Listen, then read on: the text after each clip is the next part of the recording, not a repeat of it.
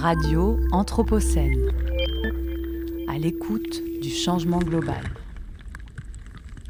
Aujourd'hui, c'est Éléonore, Romane et Héloïse qui sont bénévoles au sein de l'association Ecofemina, une association écoféministe intersectionnelle lyonnaise. On va parler d'un mot qui fait parfois froncer les sourcils, l'écoféminisme. C'est un concept militant qui fait le pont entre les femmes et les arbres, c'est ça ? Pas tout à fait. L'écoféminisme, c'est l'analyse du double système de domination sur les femmes et la nature. Mais si on s'arrête là, le risque, c'est de reproduire d'autres formes de domination et d'oppression.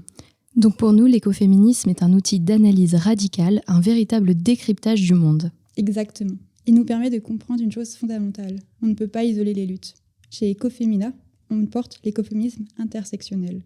Parce que si on regarde le monde, les systèmes d'exploitation actuels s'étendent à toutes les minorités et la nature. Humaine, Animal végétale et minéral. L'écoféminisme, c'est la conscience qu'on ne peut pas être féministe et écolo sans lutter contre le racisme, le validisme, la discrimination envers les personnes en situation de handicap, le LGBT-phobisme, le fascisme et autres luttes. c'est l'essence même de l'intersectionnalité. Une femme noire subit une double ration de discrimination par sa couleur de peau et par son genre. C'est le cas aussi d'une femme trans ou en situation de handicap.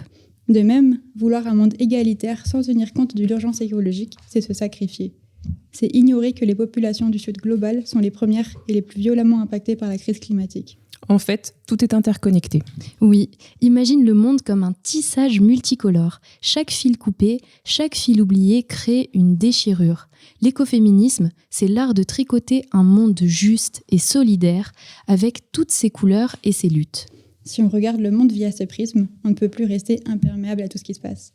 Le monde apparaît alors comme un immense spectacle de marionnettes où les trois principaux marionnettistes sont le capitalisme, le patriarcat et le colonialisme. Trois puissances invisibles, immatérielles, inattaquables. Pourtant, elles dominent et contrôlent nos vies, nos ressources et nos corps. Combattre ces chimères est difficile, c'est vrai, mais l'écoféminisme nous donne les clés.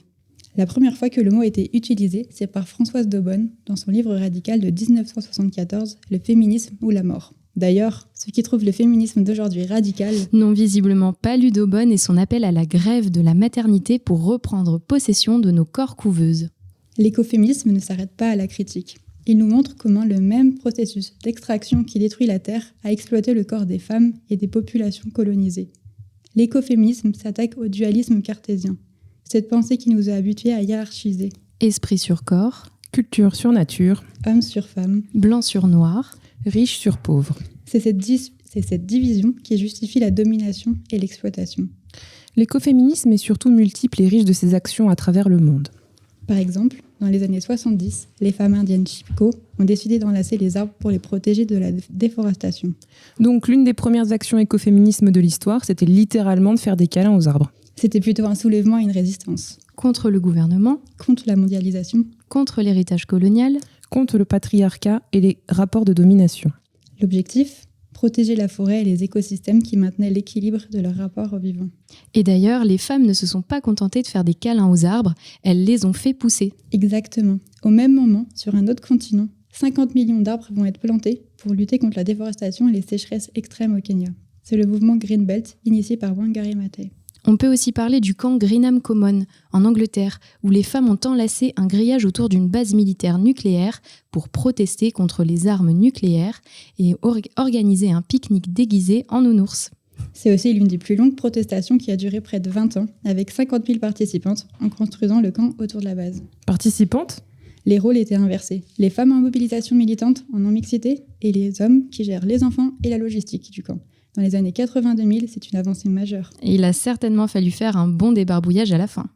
Finalement, il y a autant de définitions d'écoféminisme que de mouvements. C'est aussi ce que montre Myriam Baafo. Avec son essai « Des paillettes sur le compost », elle sort l'écoféminisme des milieux privilégiés. Son approche transclasse nous montre que la lutte s'incarne dans le quotidien, dans les quartiers populaires, et prouve que l'écoféminisme est un outil pour Madame Tout-le-Monde. Je me fais un peu l'avocat du diable, mais ce n'est pas un peu déprimant de parler de féminisme et d'écologie ? Justement, la philosophe Jeanne Burkat-Goutal nous rappelle que l'écoféminisme est une philosophie en action, une résistance contre la culture du désespoir. L'écoféminisme, c'est pas seulement un concept, c'est un projet politique. Il doit s'incarner dans les lois, dans les décrets. Prêt à voir le monde différemment et à retrousser vos manches ?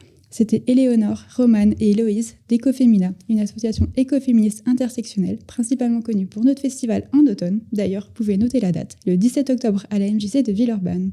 On se retrouve le mois prochain avec la chronique d'Éléonore qui nous invitera à nous interroger sur un monde matriarcal avec son analyse du roman Les filles d'Egali. Radio Anthropocène. À l'écoute du changement global.